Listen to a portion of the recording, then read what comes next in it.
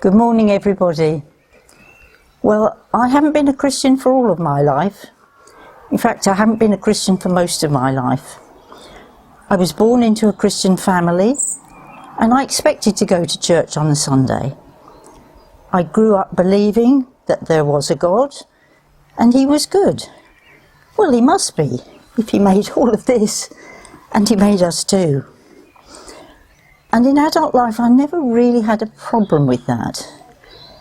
My problem was with Jesus. I knew he'd actually lived. There's plenty of evidence for that. I knew from the Bible he'd done amazing things, teaching about God, healing sick people. There were even accounts that he brought people back from death. He was obviously a good bloke. He said he was the Son of God, and I know I had a bit of a problem with that one. But what did any of that have to do with me? I could have God in my life without Jesus. I was in charge of my life anyway. Well, years went by, and I have to say I didn't make an altogether good job of things. Lots of things went right, but lots of things went wrong too. The best thing that happened was my 2 amazing children, and now my 4 amazing grandchildren.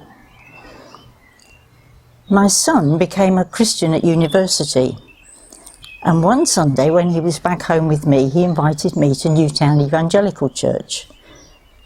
I was curious enough to go. I wanted to find out what they were up to.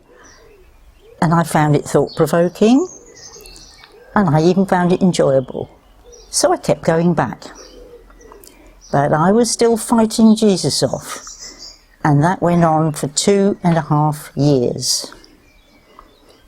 And then, one Sunday morning, I think I just ran out of steam. I asked God for help and to save me, because I knew I needed rescuing, and I asked him to forgive me, even though I knew I didn't deserve it. And I finally got it, that it is all about Jesus. Jesus was the person that was missing, and because of Jesus and what he's done, I now know that my relationship with God is personal. It's personal to me. Well, that only happened a few years ago. And I have to say, by God's grace, and as long as we're still here, it's never too late.